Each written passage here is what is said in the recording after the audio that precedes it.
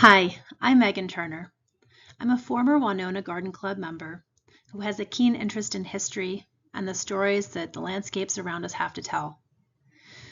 This is a presentation that I gave to the Garden Club live via Zoom on April 25th, 2022, documenting my work as a volunteer on the Waunona Garden Club History Project. I have narrated it in January 2023 so that it can be part of the digital record. In part 3, I will provide an overview of the early club history. Pictured at right is a cover of the 1967-68 season yearbook, a block print produced by Ruth Alcott. The area now known as Waunona is the ancestral homeland of the Winnebago, who inhabited the area seasonally until about 1925. Large farms and one estate with a landscape garden existed by 1860, and by the 20th century, the Waunona area provided a rural retreat for Madison residents. These postcards from the early 20th century show images of Esther Beach. By 1906, as shown at left, there was a simple pier. By 1916, strolling paths encircled a central green space. The pier was improved and an entry gate added. Simple cottages were constructed along the shore during this time, and a supper club operated at Esther Beach, possibly seen in the image at right. During this time, the Garden Club of America was formed in 1913. These early years have been referred to as the cottage era. By the late 1930s, the area largely consisted of summer cottages with some year-round residents. This 1937 aerial photograph captures some of the significant changes brought about largely due to WPA projects. These include a water main along Waunona Way, installed in 1934, Broadway being widened to 4 lanes in 1936, and perhaps an outhouse that was eventually part of the Toot property. The area was electrified and house numbers were assigned by the time this photo was taken. But the area was still very rural, with remnants of the estates and large farms that characterized the area in the late 19th century and early 20th. The Wisconsin Garden Club was 9 years old by the date of this image. I have labeled important areas and possible historic features on this 1937 aerial, which I will identify from left to right. Rows of trees visible in dashed yellow line may be historic alleys attributed to George Ott and his gardener James Bull. Esther Beach is shown as a sandy area labeled in orange font. In green font, an orchard has been located on Hoboken Road. To the right, in blue, is the open area that later became Pawnak Park. The Waunona area was part of the town of Blooming Grove at this time. And at lower left, you can see where Waunona Way connected to a road to Madison. Previously, most traffic to Waunona was by boat across Lake Monona. By the late 1940s, year-round residents outnumbered summer residents. There were kids, and a permanent neighborhood was forming. A group of parents, frustrated by the town of Blooming Grove's poor maintenance of Esther Beach and the lack of playground with equipment, met together to form the Waunona Association. By this time, there was already a strong garden club scene, and the Madison District Garden Club Federation included clubs not only in Madison, but surrounding communities such as Lodi, Stoughton, and Monona. These pictures from the Wisconsin Historical Society capture the May 1952 flower show put on by the West Side Garden Club.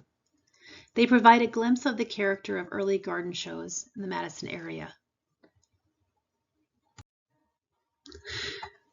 Women in the Waunona neighborhood organized their own garden club in 1953. The yearbook from that 1953-1954 inaugural season listed the club was organized in September at the home of Mrs. Earl Cooper, but the first meeting was on October 28th at Betty Williams' house with a program by local florist Mr. Al Felly.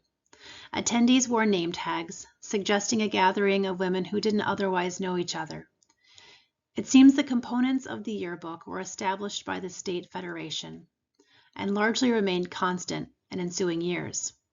The yearbook lists the club's affiliations, aims, Federation officers and contact information, Waunona Garden Club officers, and committees, and a program of speakers and events hosted at members' homes with co-hostesses.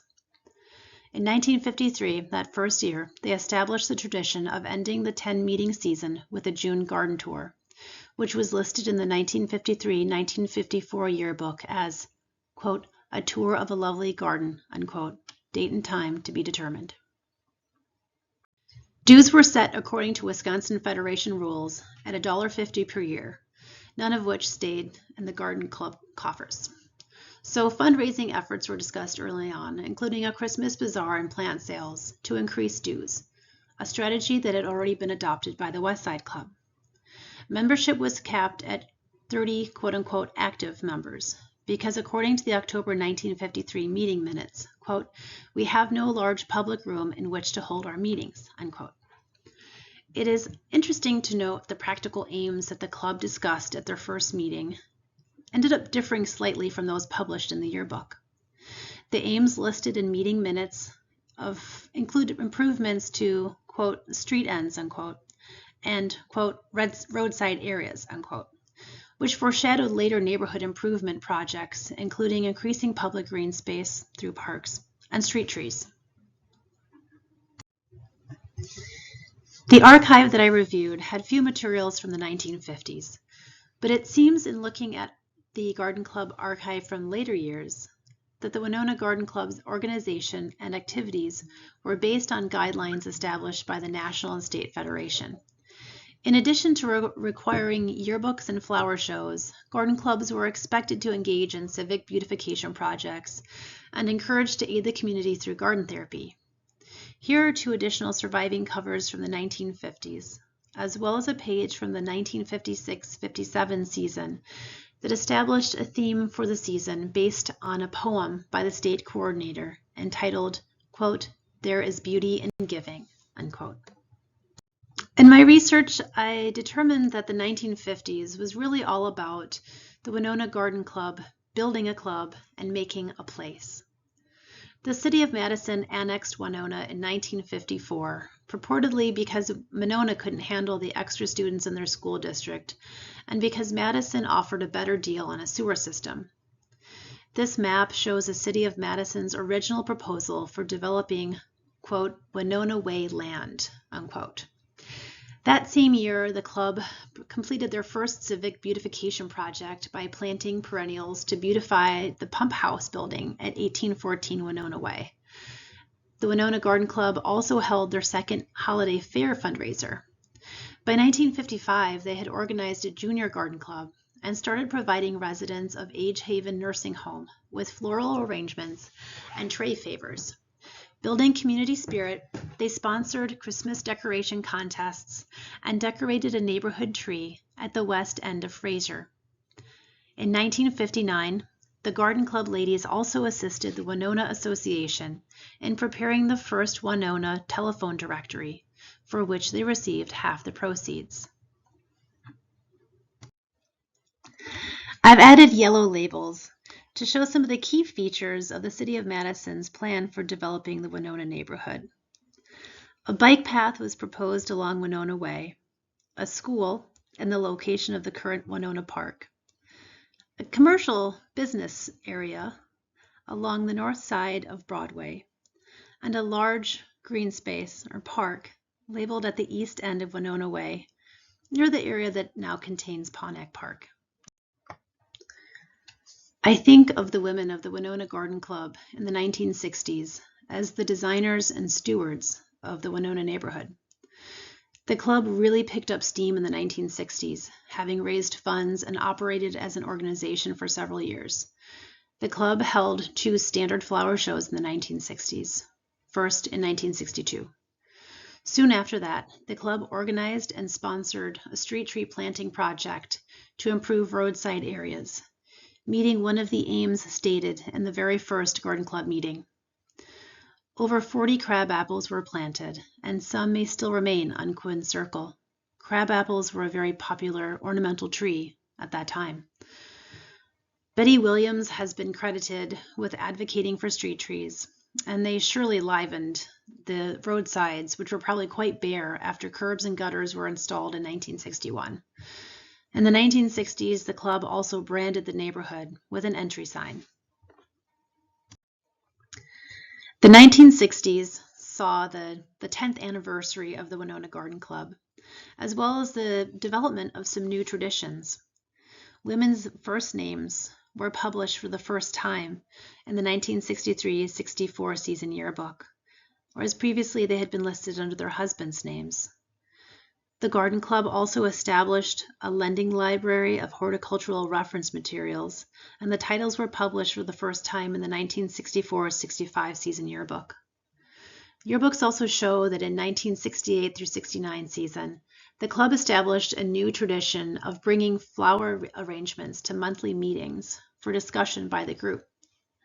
Artwork by Ruth Alcott dominated covers in the late 1960s. She was the former director of art in Madison City Schools and a club member who designed several prints for the club, including the iconic lake image at Wright that was used as a yearbook cover until the 77-78 season. The club sold the image as greeting cards as well, and according to annotations in the scrapbook, over 3,000 sold in 1968 alone. As Kay Babcock shared with me, during the 1960s, the women, quote, got things done, unquote.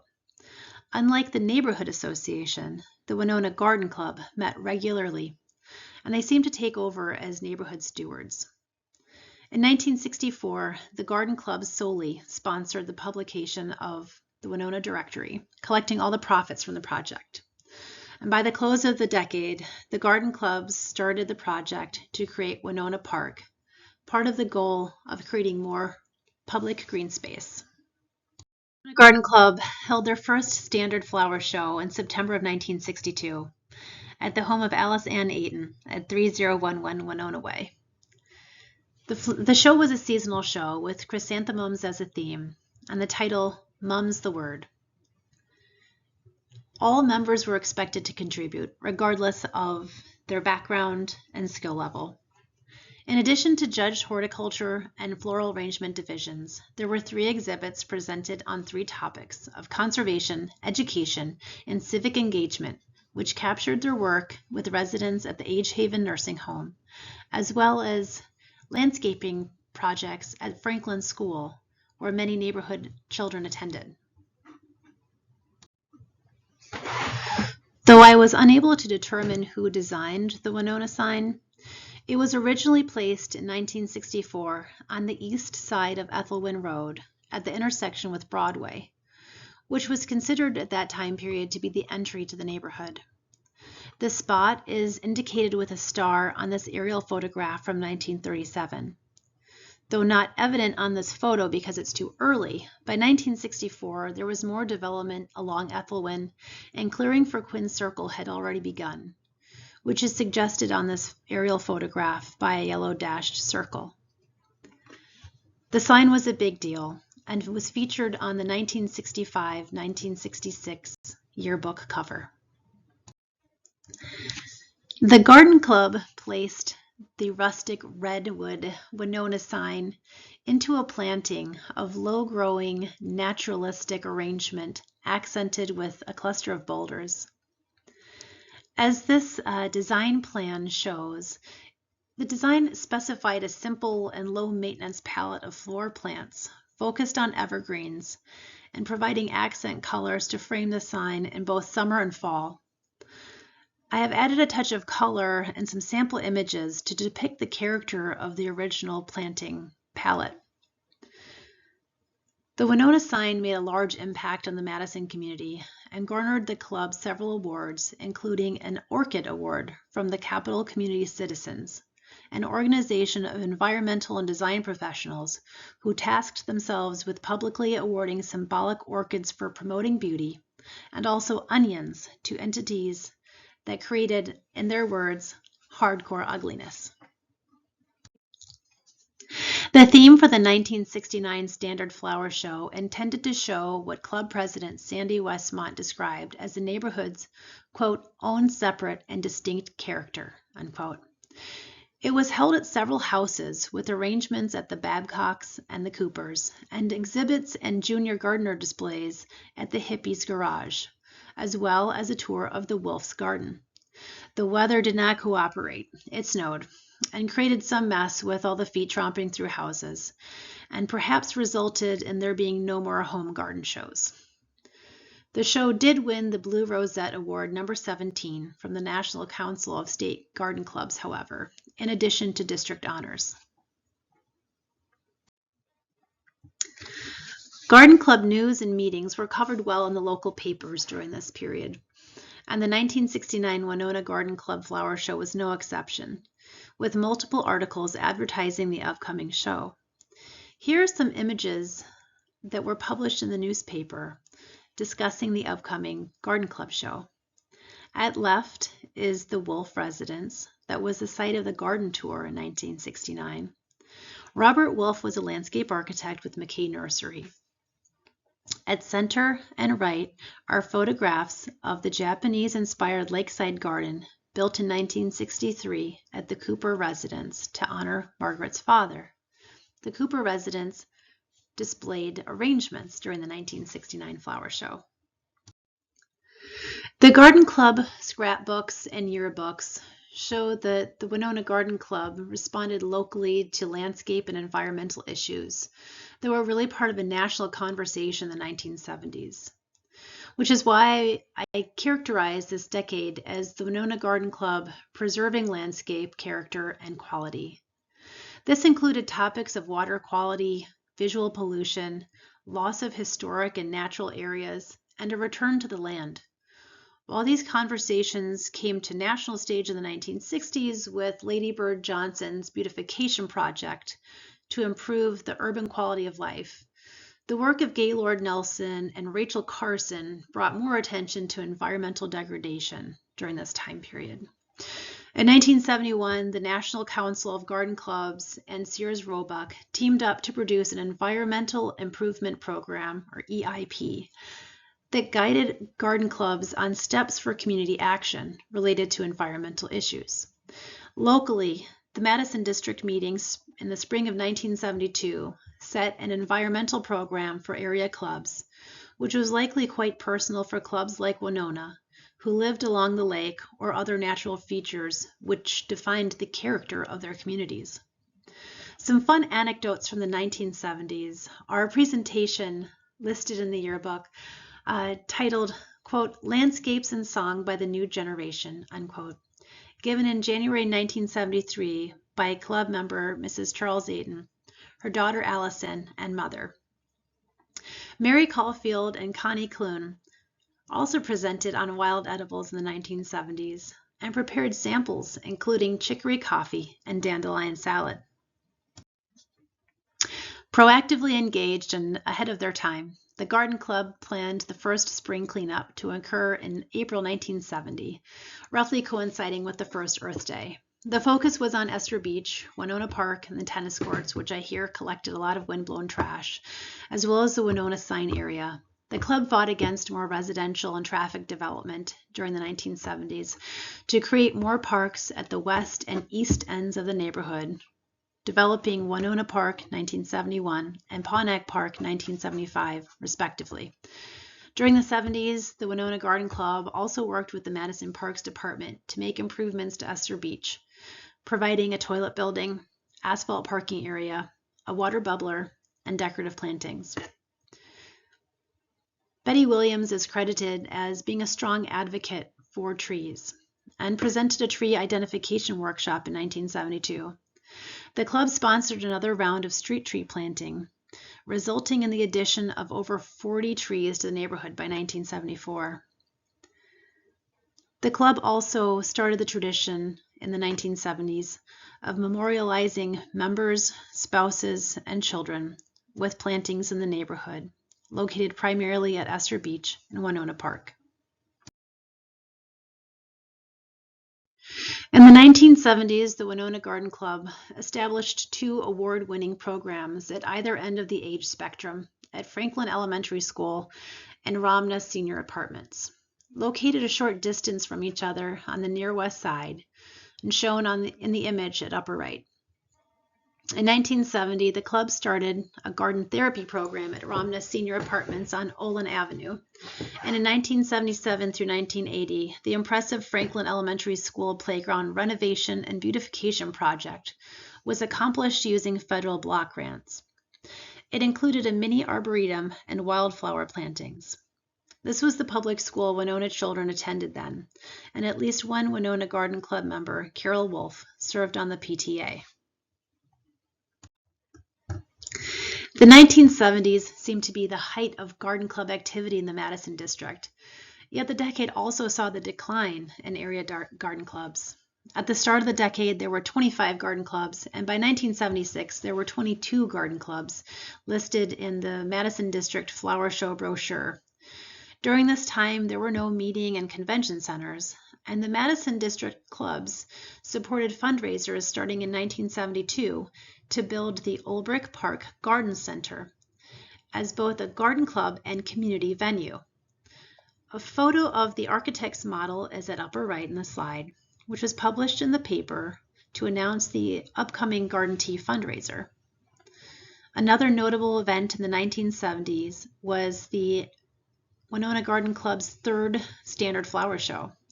And let's not forget the battle over the original Beltline design, which would have added 14 lanes of traffic, greatly changed the neighborhood character, and impacted the Mud Lake Marsh. Proposed design is at lower right. The most significant event of the 1970s was the Waunona Garden Club's work to establish Waunona Park. In 1969, the club was alerted to potential development at the west end of Simpson Street, in an area known as Simpson Street Park. At that time, it was an open space that had a remnant historic apple orchard, a tennis court, and a skating area that neighborhood children played at. Originally slated to be the site of a school when the city of Madison annexed Waunona, the site was then considered for dense housing development. The club voted to pour their resources into fighting for a park instead, and in 1969, a neighborhood petition with 250 signatures was presented to the aldermen to block development and preserve the open land as a permanent park. The Waunona Garden Club started immediately planting at the future site of the Waunona Park in 1969, placing buckthorn and amber maples around the tennis courts, plants that are now considered to be invasive non-natives. The club also started working with the City of Madison and the Waunona Neighborhood Association to develop planting plans and purchase equipment. And by 1971, the City of Madison had finally purchased the land for $54,000 as Parks Department property. The Waunona Park was dedicated in October of 1971 with a ceremony attended by local officials, the Boy Scouts, Girl Scouts, and the park featured a bubbler, teeter-totter, swings, picnic tables, a baseball diamond, and a basketball area. Invitations to the dedication were distributed by the Waunona Garden Club. 1971 was a very busy year for the Waunona Garden Club, as they also held their 3rd Standard Flower Show. The state theme for garden therapy was to put, quote, ideas forward into action, unquote, and the club seems to have applied that in planning their 3rd and final Standard Garden Show. Here is the cover of the brochure, which looks to have been designed by Ruth Alcott, based on the RA in the lower right corner. The flower show built upon the Waunona Garden Club's garden therapy work at Ramnes, and the show was designed around the residents. With the permission of the Madison Housing Authority, the club held the show in the community room so residents could attend on site.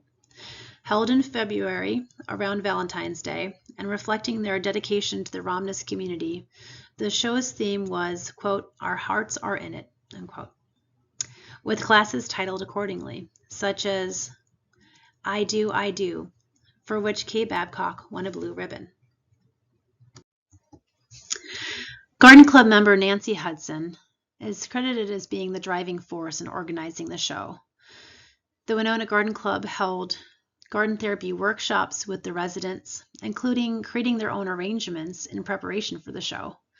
Nancy is remembered as having procured free materials from funeral homes and other local businesses, so the residents had ample flowers to use. Here are 2 photographs that were published in the State Journal about the event. In the 1980s, the Waunona Garden Club went in a new direction. America experienced a lot of cultural changes during this time, and that likely impacted garden club memberships across the country. These likely had an impact on the Waunona Garden Club as well. In addition, the original members were getting older. The community changed as well during this time, and the club published its final directory in the late 80s. In 1984, after 30 years since the club had formed, and following a member survey, the Waunona Garden Club voted to defederate. The Madison District had 16 remaining clubs at this time, with membership mostly under 20 for most of them. However, the West Side and Waunona clubs were still going strong, with 51 and 45 members respectively. The Waunona Garden Club had gained very little from dues to support their projects, and most went to a Federation magazine few members read. The membership also had little interest in traditional garden club activities at this time, including attending district meetings and flower shows. Rather, the Waunona women in the 1980s sought a social club that pursued general garden interest. To that end, they revised their bylaws in 1985.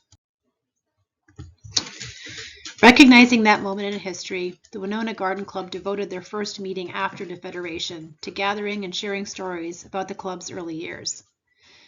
They continued their existing projects, including maintaining plants on the noise-reducing berm built along the new Beltline Bridge, known affectionately as Mount Risser, named after the neighborhood resident and senator who advocated for an improved design.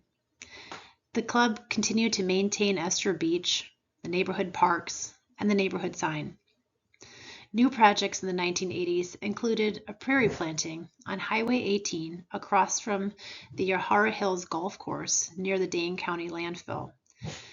In that effort, they were assisted by Romness Apartment residents and Boy Scout Troop 11.